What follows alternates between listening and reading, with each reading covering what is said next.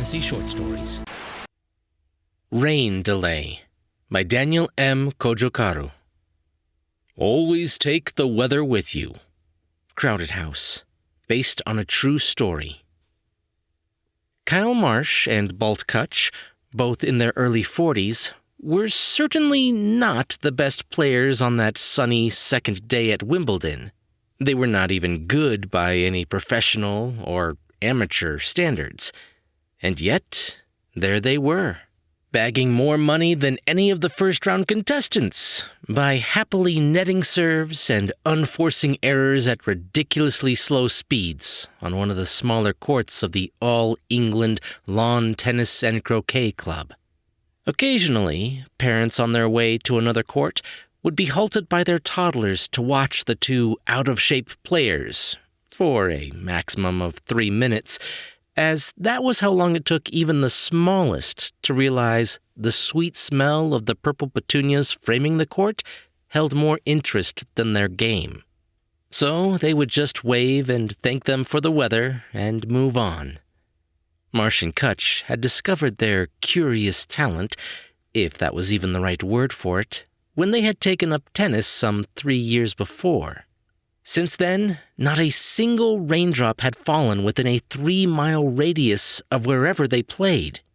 Word got round, Twitter followers multiplied, and they soon realized that, as with every rare gift, it could be turned into a commodity, especially at rain-delay-prone Wimbledon.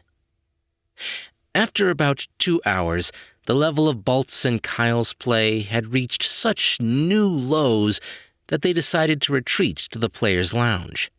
Through the wide-open windows, the white noise of the chattering spectators walking the hollowed grounds of SW19 competed with the lounge's muzak. Good match, Balt said, gobbling down the cucumber slice from his second Pim's cup before taking a deep sip of the tournament's signature drink. Yep, who needs lessons, eh? Kyle agreed, trying to get the waiter's attention to order his third bowl of strawberries and cream. You think we played long enough for the weather to hold? Kyle asked, taking off his sweaty headband from his full head of brown hair. What was it, 2 hours? Yeah, should be fine, Balt said. Do I smell pizza? I still can't believe we're really here. Our dream come true. Yep, we're part of the Pro Tour, sort of. Balt sighed, looking around the room, scratching his scraggly beard. Why are we the only ones here? Where's Rafa and Roger? They won their matches a while ago. Just as Balt had finished his sentence, a tall, slightly stooped player, towel around his neck, entered the lounge and seated himself at the bar. Wait, is that what's his name again? Bandista? Banderas. Something like that. I always confuse the lower top 50s, Kyle said. Me too. You can see he's never really gonna make it. No confidence in his posture. Not like us. They both chuckled at their inside joke, clinked their glasses, and took deep sips of their Pim's cups. What did you say? Bentista, Banderas, something like that, turned around, chest puffed up. Nothing. We were just saying how honored we feel to be part of the tour with pros like yourself, Kyle improvised. No, you won't? The lower top 50 player took a step forward. And you're not part of the tour, and never will be, no? Just because you have freak gift doesn't mean you can hold the racket, no? Take it easy, man.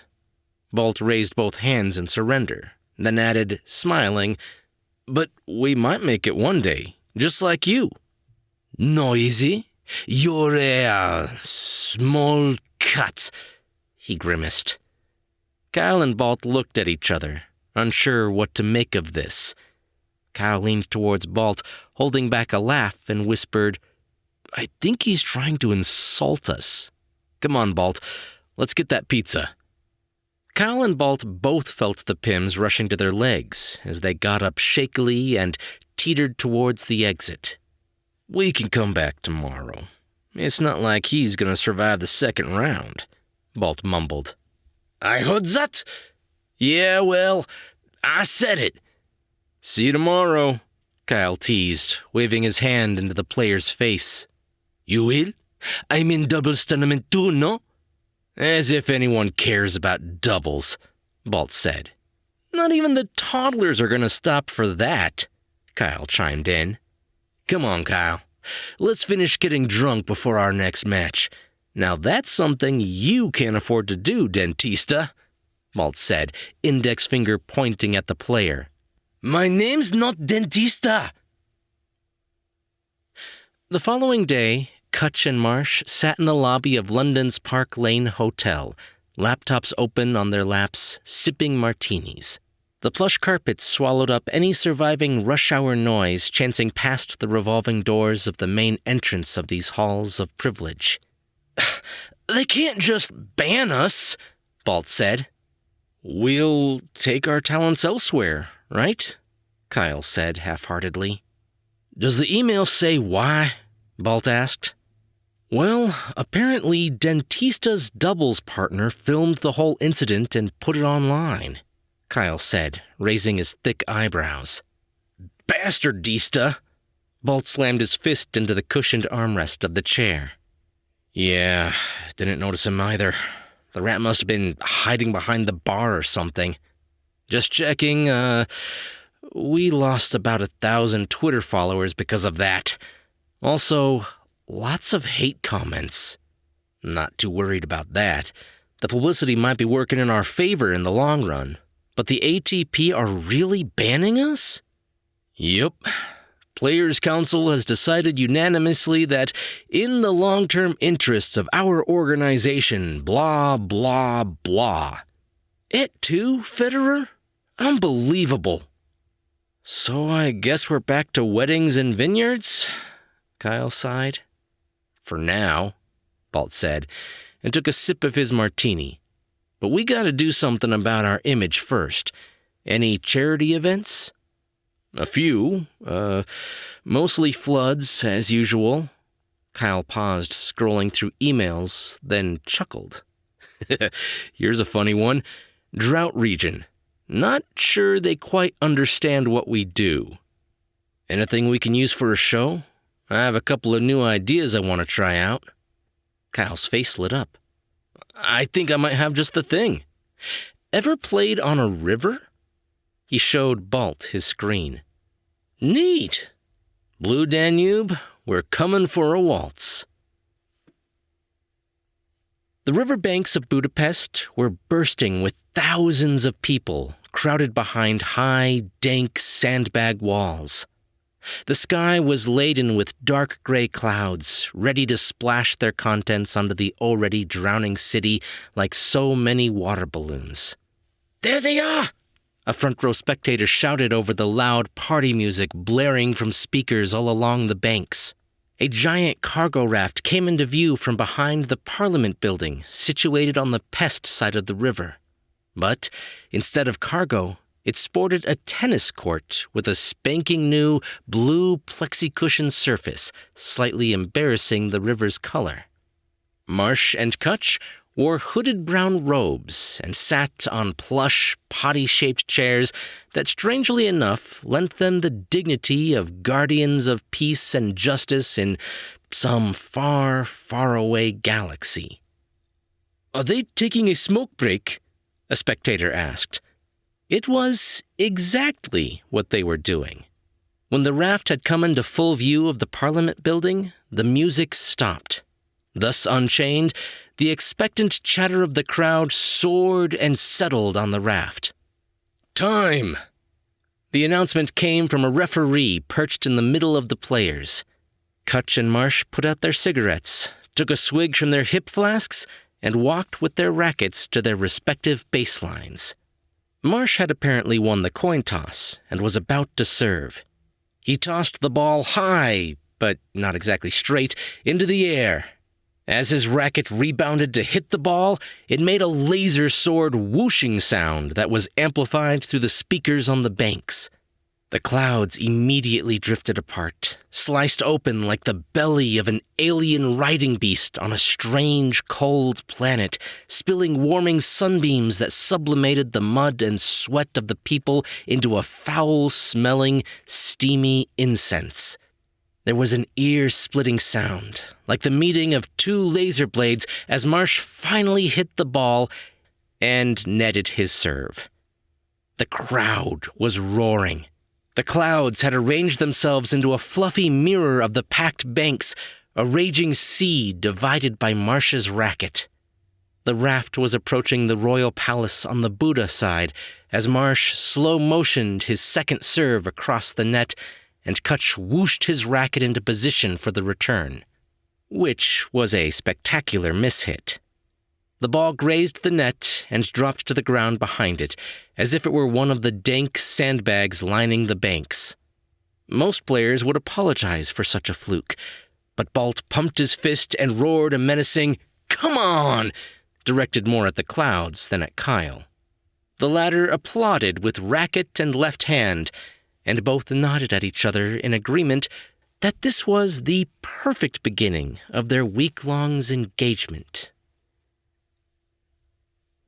Budapest catapulted them onto new levels of fame, with videos of their performance and their philanthropic efforts going viral.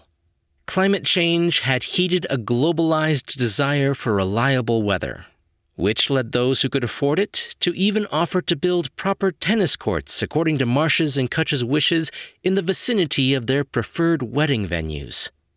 Kyle and Balt were quick to tap into that, and "Build it and we will come" soon became a much-used slogan for their rapidly multiplying billboards.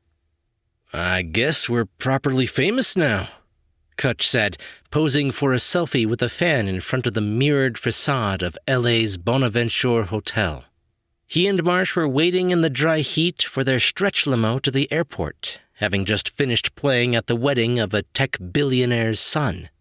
"And Rich. Don't forget Rich. No more flying scheduled for us," Marsh added, fanning himself with both hands. "True that." They were both relieved when they had finally escaped LA traffic and settled into the air-conditioned haven of their chartered private jet.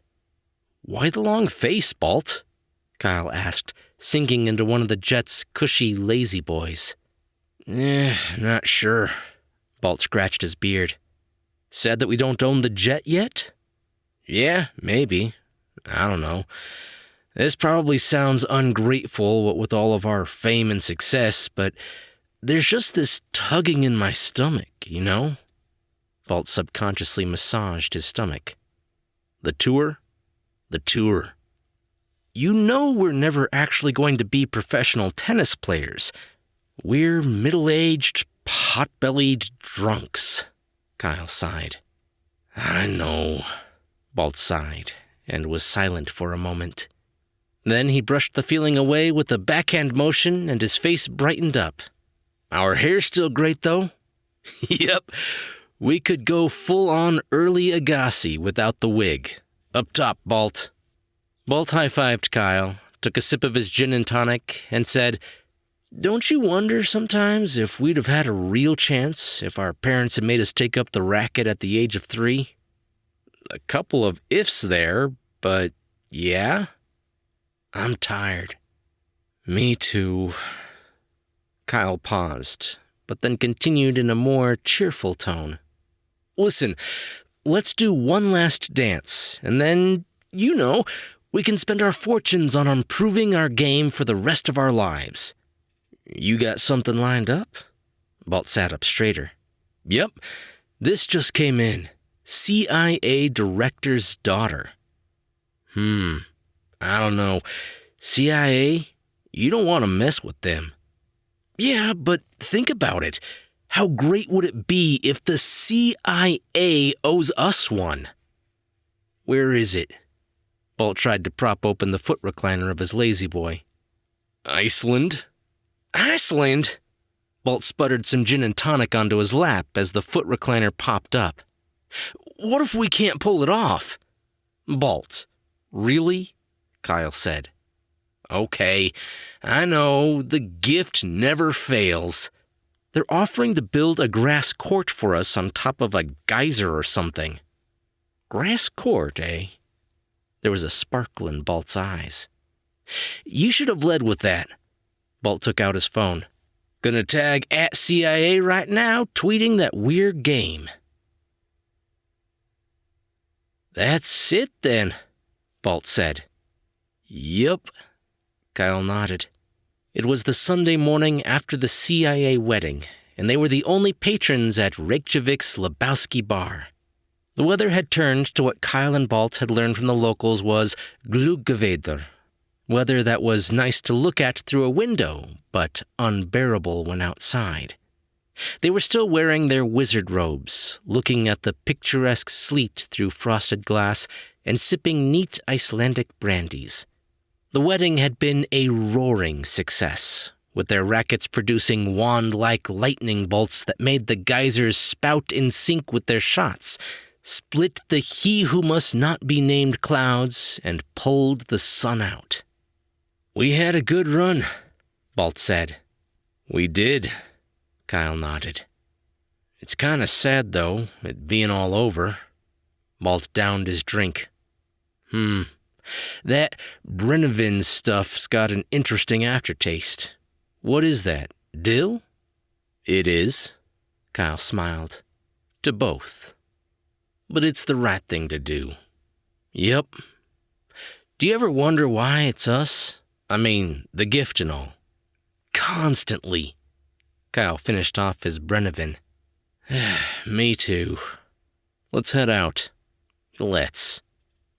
A stretch limo was just pulling up as Kyle and Balt left the bar onto the empty sidewalk. Assuming it was theirs, they were waiting for the driver to get out and open the door for them. Instead, both rear doors flew open and two figures wearing balaclavas rushed towards them. Get inside, the taller of the two hissed, prodding them with a gun.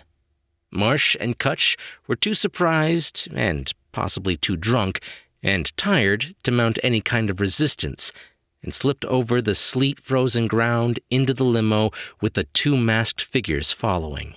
The driver punched the gas as dark, hopefully recycled tote bags were being pulled over Kyle's and Balt's heads. When they regained consciousness, they felt hung over and disoriented. They were lying on a cold metallic surface, their hands duct-taped on their backs.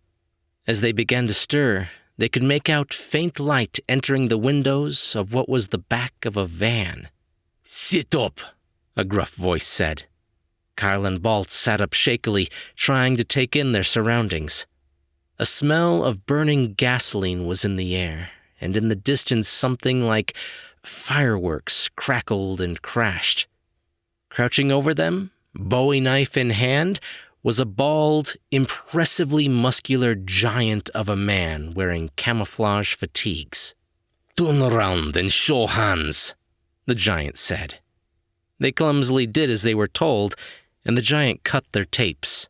Now, get out, he growled. They awkwardly got onto their numb feet and ducked out of the van. There was a squelching noise as their wizard-booted feet reached the ground. Several men in camouflage uniforms carrying machine guns were spread in a semicircle at the van's back doors. Some 100 yards behind them, more uniformed men were putting up a tennis net. Wait, what is this? Kyle said hoarsely. Another man in uniform rounded the van carrying 2 old wooden tennis rackets and several used balls.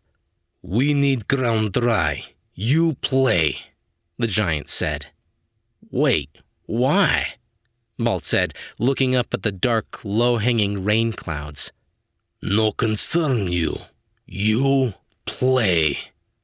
2 distant booms sounded in sync with each of his last 2 words. The giant motioned towards the net with his knife. Hang on, did you schlep us into a war zone? Kyle asked, crossing his arms.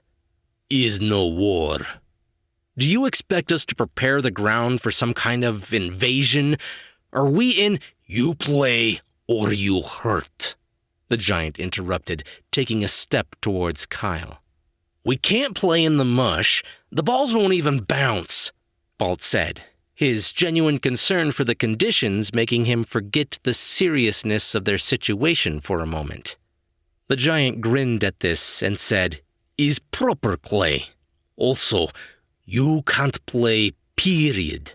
No bounce, irrelevant." "Ouch! That hurt, Shrek," Kyle said, pouting. "Meh. Shrek hero in your country." Bolt massaged his sore wrists. "But you can't really hurt us. We still need to be able to stand on court, if you can call it that, swing our rackets and stuff for it to work. And I refuse to be used as a weapon in a war." "Exactly," Kyle chimed in. "Is no war. You want your families and friends safe." "So this is what it comes to," Balt shouted over the net on the third day of their engagement. Kyle nodded gravely. The court had been moved to another patch of mush. Balt had won the coin toss for that match and stood, feet firmly planted in the mud, at the guesstimated baseline distance from the net, ready to serve. Soldiers surrounded the court like linesmen and ball boys, with the giant sitting in a director's chair on one side of the net, refereeing. It took Balt several attempts to toss the ball properly, but, like a recoil starter finally igniting the engine, on his fifth attempt he made the ball rise straight into the air.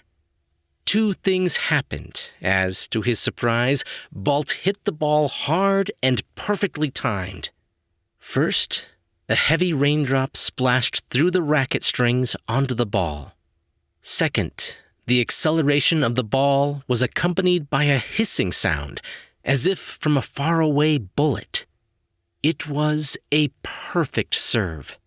But on this improvised court, the ball burrowed itself into the mud underneath the center of an imagined tee line. As it did, the giant kneeled over onto the court.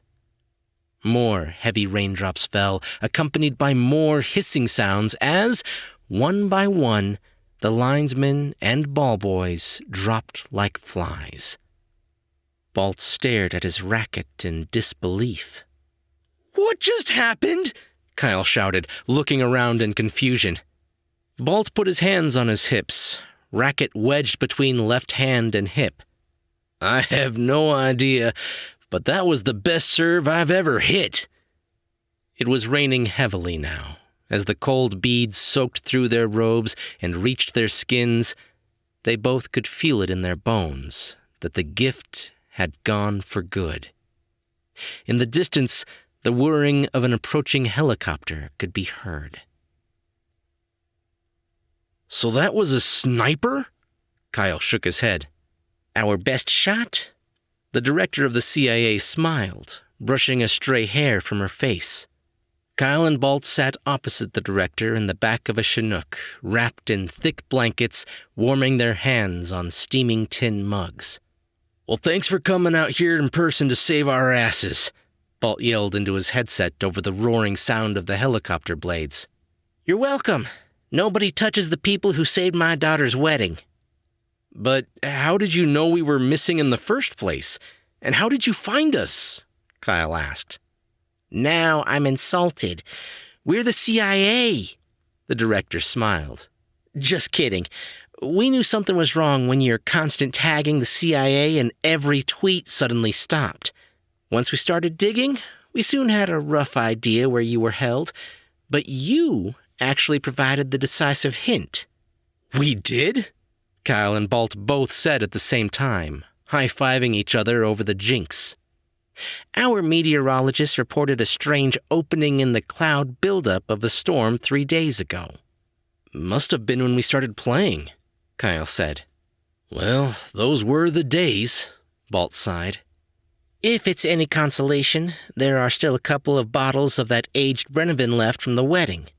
The director pointed to the cooler next to her. "Help yourselves. Now, if you'll excuse me, I have to go talk to the pilot. Top secret business." She winked and left towards the cockpit. "Indoors?" Kyle asked, after they both helped themselves to a bottle of Brennivin each, not bothering with the glasses. "Yep, no reason to give up the racket just yet." "You gonna make the booking?" "As soon as we have our phones back," Balt nodded. "I've missed playing on carpet," Kyle sighed. "Me too." "You know that Dentista has retired and opened a tennis school?" Kyle said. "So I've heard." "You don't mean we should—" Balt rolled his eyes. "God, no. But, in general." "Tennis lessons?" "Tennis lessons." "Huh. The ITF has a seniors tour." "So it does." A broad grin lit up Kyle's face. Tennis players are like Brennivin these days. The older, the better?" Balt raised his bottle. "Precisely." Kyle and Balt clinked their bottles at that and took deep sips of their Brennivins.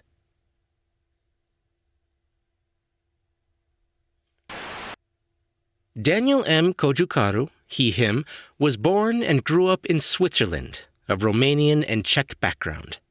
He studied English Lit in Zurich and later completed his Ph.D. at Oxford University, St. Peter's College.